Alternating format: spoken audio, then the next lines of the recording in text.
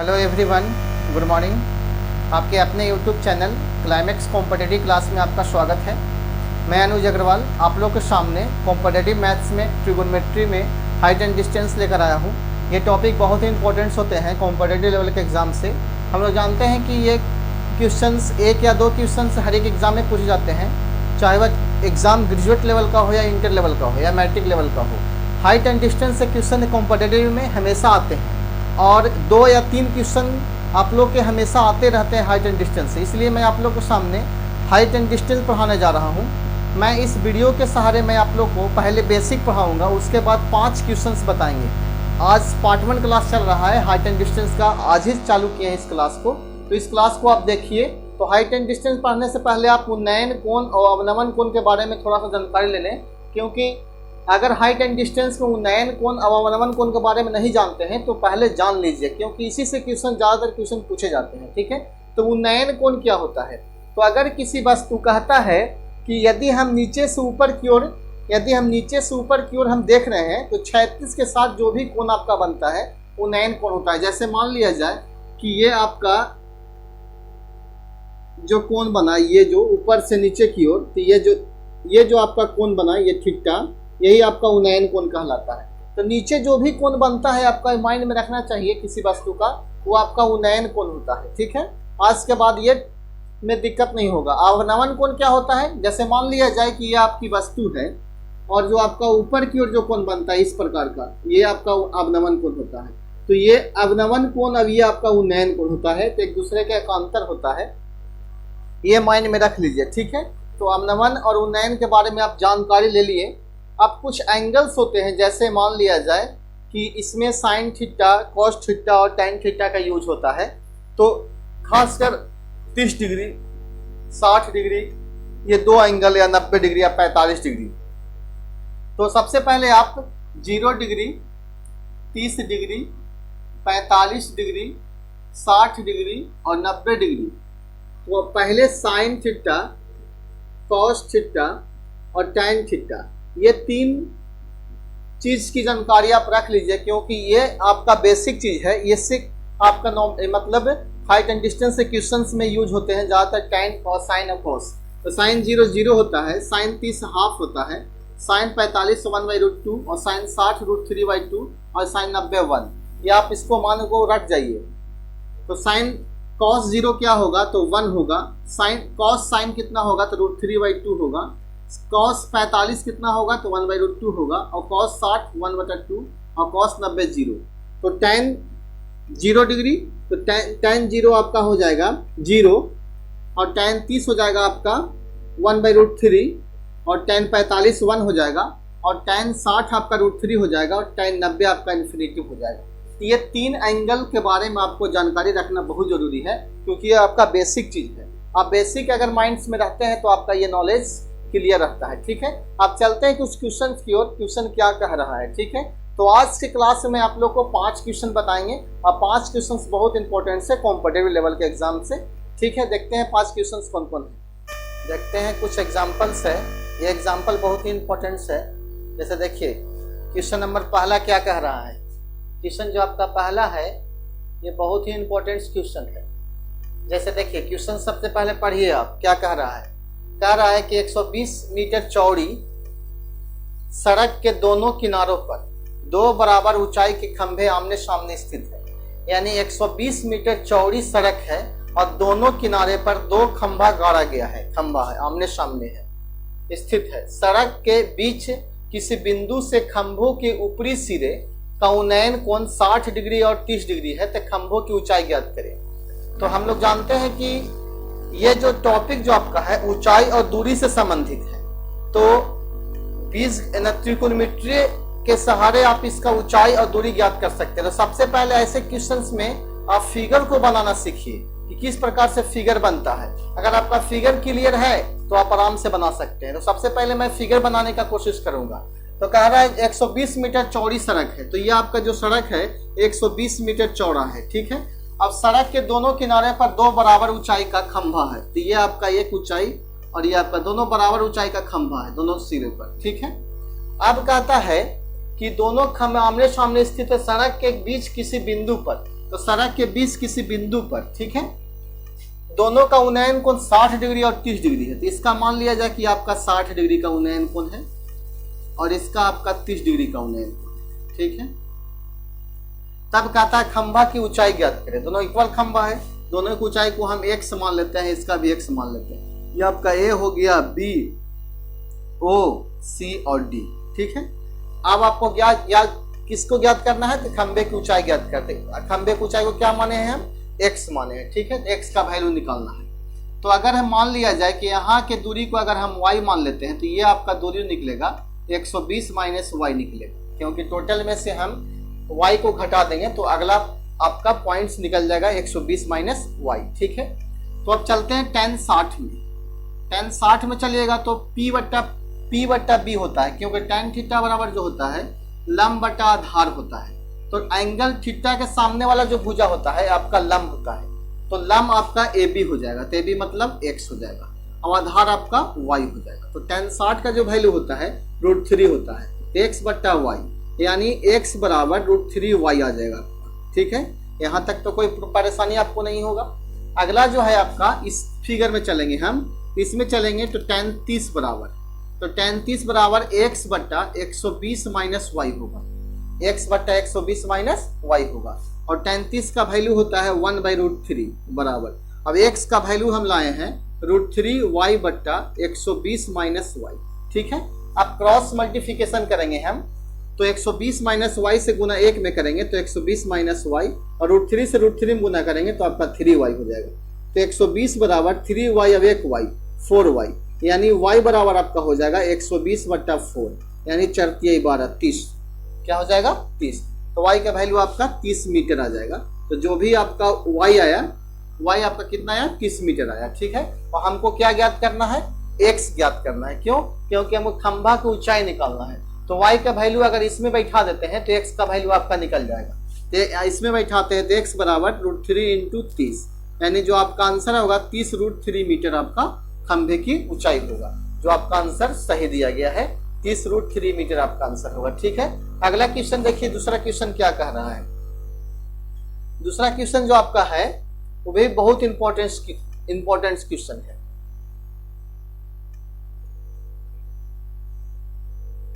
Question है दीवार में स्थित एक ध्वज दंड, इस क्वेश्चन को हम साफ कर दे रहे हैं। कह रहा है क्वेश्चन नंबर 2 जो है, दीवार में स्थित एक ध्वज दंड। तो एक दीवार है, मान लिया जाए ये आपका दीवार है, ठीक है, ये आपका क्या है? दीवार है। तो दीवार में स्थित एक ध्वज दंड है, तो मान लिया जाए यही आपका ध्वज दंड है, ये आपका ध्वज दंड है, ठीक है। ध्वज दंड के सिरे एवं जड़ का 40 मीटर चौड़ी सड़क के दूसरी ओर, ये आपका 40 मीटर चौड़ी जो है सड़क के दूसरी ओर खड़े एक व्यक्ति द्वारा बनाया गया उन्नयन कोण, जिसपे एक व्यक्ति द्वारा बनाया गया उन्नयन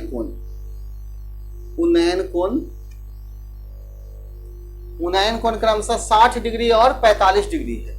तो देखिए थोड़ा सा, जो आपका एंगल बड़ा बनेगा वो आपका 60 डिग्री होगा, तो ये आपका टोटल जो होगा से 60 डिग्री होगा और ये आपका 45 डिग्री होगा, ठीक है। तो क्वेश्चन पूछा है तो ध्वज दंड की ऊंचाई ज्ञात करें। तो ध्वज दंड की ऊंचाई आपका यही है सिर्फ, तो हम इसको x मान लेते हैं, ये आपका y हो जाएगा। तो टोटल यहां से यहां तक आपका हो जाएगा x + y, ठीक है। समझ में आ रहा होगा। अब इसको एंगल का नाम दे दीजिए, जैसे A, B, C और ये आपका D। तो सबसे पहले चलेंगे त्रिभुज हम BCD में, ठीक है। तो BCD में चलेंगे तो एंगल के सामने वाला जो भुजा होता है आपका लंब होता है, आधार दिया हुआ है, तो लंब बटा आधार आपका साइन में जाएगा, ठीक, सॉरी tan में जाएगा।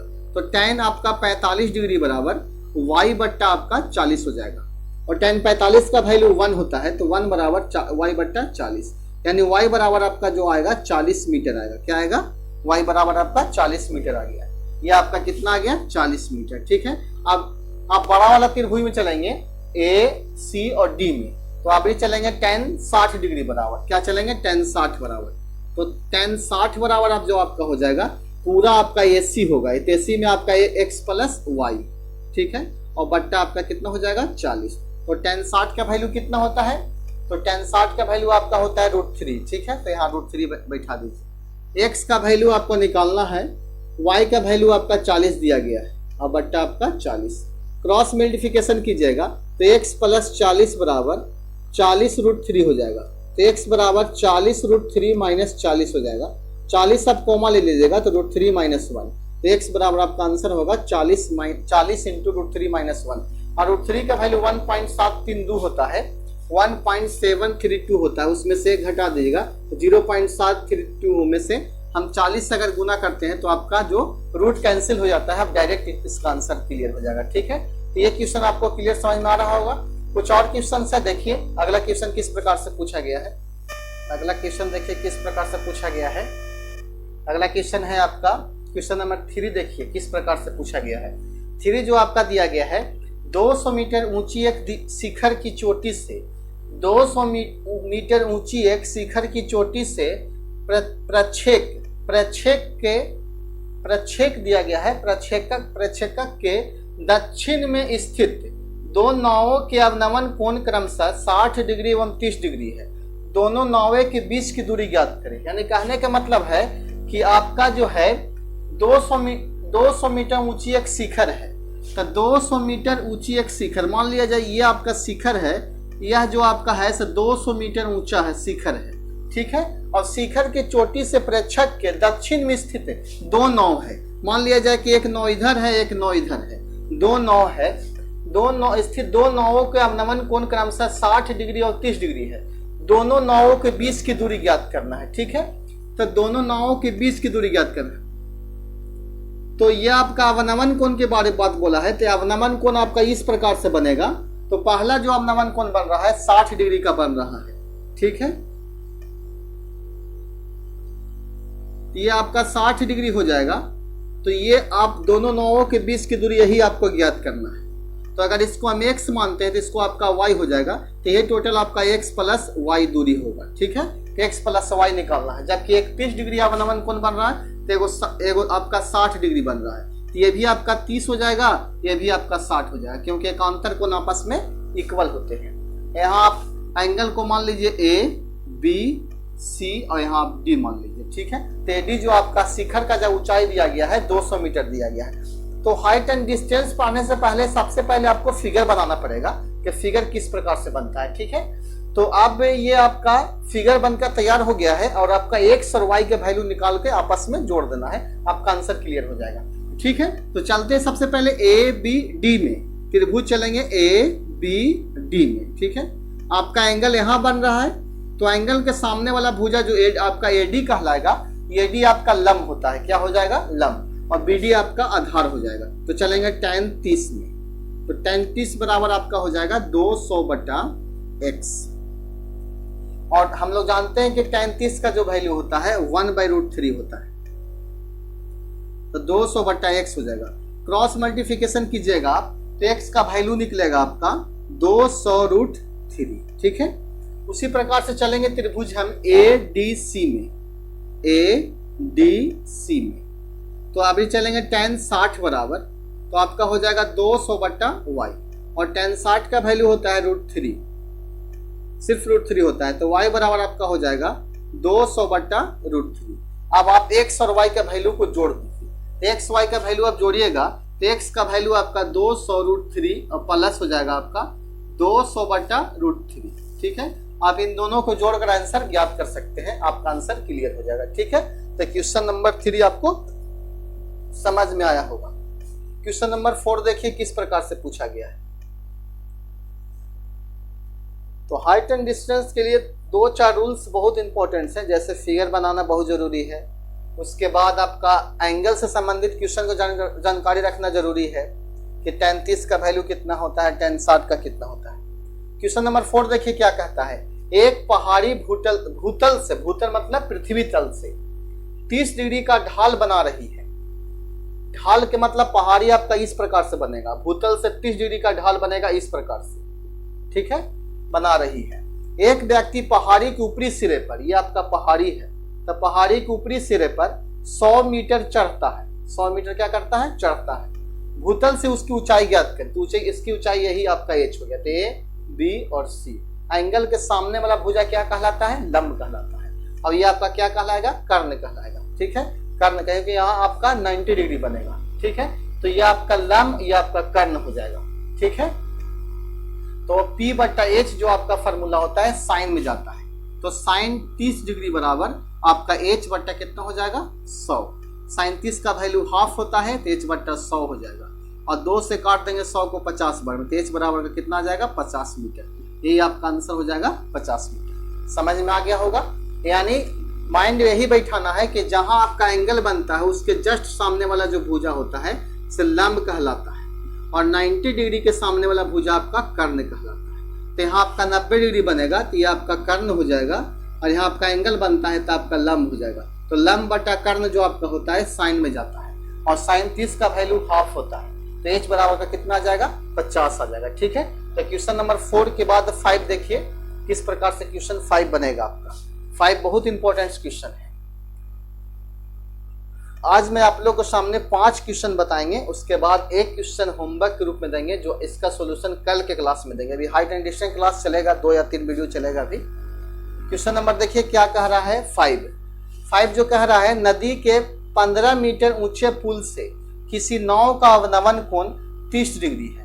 नदी के 15 मीटर ऊंचे पुल से, नदी के 15 मीटर ऊंचे पुल से किसी नाव का अवनमन कोण 30 डिग्री है। यदि नाव 6 किलोमीटर प्रति घंटा की गति से चल रही है, तो नाव की नदी के पुल के नीचे पहुंचने में कितना समय लगेगा? जो आपका ऑप्शन देखते हैं, समय आपका मिनट में है कि सेकंड में है, तो आपका जो है ऑप्शन जो है आपका सेकंड में है, इसलिए आपको ये किलोमीटर प्रति घंटा को मीटर प्रति सेकंड में चेंज करना पड़ेगा। तो सबसे पहले 6 किलोमीटर प्रति घंटा को आप मीटर प्रति सेकंड में चेंज कीजिएगा, तो 5/18 से गुना कीजिएगा, तो 6×18 आपका हो जाएगा। ठीक है, अगर किलोमीटर प्रति घंटा को अगर मीटर प्रति सेकंड में लाना है तो 5/18 से गुना करना पड़ता है, तो आपका मीटर प्रति सेकंड में आ जाएगा। तो 5/3 जो आपका हो गया मीटर प्रति सेकंड में आ गया। तो हमको समय निकालना है, तो समय का फॉर्मूला होता है दूरी बटा चाल। तो समय बराबर दूरी आपका निकालना पड़ेगा, चाल आपका दिया गया है 5/3। तो सबसे पहले इस फिगर के सहारे आप इसको दूरी निकाल सकते हैं। दूरी निकालने के लिए सबसे पहले फिगर को देखिए किस प्रकार से बनेगा। तो नदी के 15 मीटर ऊंचे पुल, मान लिया जाए कि ये आपका पुल है और ये आपका 15 मीटर ऊंचा है। किसी नाव का अवनमन कोण 30 डिग्री है, तो किसी भी नाव का अवनमन कोण जो दिया गया है 30 डिग्री दिया गया है। कितना होगा? 30 डिग्री, तो ये भी आपका 30 होगा। ठीक है, यदि नाव 6 किलोमीटर प्रति घंटा की गति से चल रही है, तो नाव जो की चाल जो है 6 किलोमीटर प्रति घंटा आपका चाल दिया गया है। तो किलोमीटर प्रति घंटा को मीटर प्रति सेकंड में हम ला दिए, तो आपका हो गया 5/3 मीटर प्रति सेकंड। ठीक है, तो आपका ए हो गया, बी हो गया, सी। यही आप BC की लंबाई आप ज्ञात कर लीजिएगा, तो आपका दूरी क्लियर होगा। लंबाई ही आपका दूरी कहलाता है, तो आप इसकी लंबाई BC निकाल सकते हैं। तो BC निकालने के लिए आपका एंगल यहाँ बन रहा है, इसके सामने वाला जो आपका भुजा होगा लंब होगा, और ये आपका कर्ण होगा। तो हमको आधार निकालना है, तो tan 30 में चलेंगे। तो tan 30 बराबर लंब बटा आधार, तो लंब आपका 15 हो जाएगा, आधार आपका BC हो जाएगा। ठीक है, tan 30 का वैल्यू होता है 1/√3 बराबर 15/BC, यानी BC बराबर आपका हो जाएगा 15√3, यानी BC आपका क्या कहलाएगा? दूरी कहलाएगा। आपको क्या निकालना है? समय, जबकि चाल आपको दिया गया है। तो समय बराबर दूरी बट्टा चाल, दूरी आपका दिया गया है 15√3 बट्टा 5 और बट्टा √3 आप 5/3, तो 3 आपका ऊपर चला जाएगा। ठीक है, आप 5 से काट सकते हैं 3 बार में, 5×3 = 15। अब 3×3 = 9√3 जो होगा सेकेंड आपका आंसर होगा, यानी 9√3 सेकेंड आपका आंसर होगा। या √3 का वैल्यू भी बैठा सकते हैं 1.732, तो आपका आंसर क्लियर हो जाएगा। तो लास्ट में मैं आप लोग को सामने एक क्वेश्चन होमवर्क देंगे, जो कल के क्लास में आप इसको सॉल्यूशन दीजिएगा। इसका आंसर आप कमेंट बॉक्स में दीजिएगा, कल के क्लास में आपका क्लियर होगा इसका आंसर क्या होता है। क्योंकि अभी हाइट एंड डिस्टेंस का 2-4 क्लास चलते रहेगा, ये टॉपिक थोड़ा सा लॉन्ग है, बहुत सारे क्वेश्चंस भी हैं। तो एक क्वेश्चन जो आप लोग को होमवर्क दे रहे हैं, जो क्वेश्चन इस प्रकार से है, देखिए क्वेश्चन क्या है। क्वेश्चन नंबर 6 जो है आपका होमवर्क है, कहता है एक मीनार के आधार से 20 मीटर दूर एक बिंदु पर उसके शिखर का उन्नयन कोण 40 मीटर दूर, 40 मीटर अधिक दूर बिंदु पर उन्नयन कोण का दुगना है। मीनार की ऊंचाई ज्ञात करें, मीनार की ऊंचाई निकाले। आपका ऑप्शन दिया गया है 60 मीटर, दूसरा ऑप्शन 40√3 मीटर, और तीसरा ऑप्शन 20√3 मीटर, और चौथा है 30√3 मीटर। एक बार फिर से क्वेश्चन को देख लीजिए। कहता है कि एक मीनार के आधार से 20 मीटर दूर एक बिंदु पर उसके शिखर का उन्नयन कोण, ठीक है, और 40 मीटर अधिक दूर पर, यानी 20 मीटर से भी आगे 40 मीटर अधिक दूर पर उन्नयन कोण का दुगना है, तो मीनार की ऊंचाई निकालना है। यही आपका ऑप्शन दिया गया है ABCD में। तो आपको कमेंट बॉक्स में ऑप्शन सिर्फ लिखना है कि आपका ऑप्शन क्या होता है। अगर मान लिया जाए आपका 60 मीटर आंसर है तो आप सिर्फ कमेंट बॉक्स में A लिखिएगा, लेकिन इस क्वेश्चन को जरूर से जरूर बनाइएगा ताकि हमें पता चल सके कि आपको ये टॉपिक समझ में आ रहा है कि नहीं आ रहा है। अगर नहीं भी बनता है तो कोई बात नहीं है, कल के क्लास में मैं आप लोग को ये क्वेश्चन का सोल्यूशन देंगे, ठीक है। तो मिलते हैं नेक्स्ट क्लास में। अगर ये वीडियो आप लोगों को अच्छा लगता है तो इस वीडियो को लाइक कीजिए और अपने दोस्तों को पास शेयर कीजिए, ठीक है। तो मिलते हैं कल क्लास में, बाय।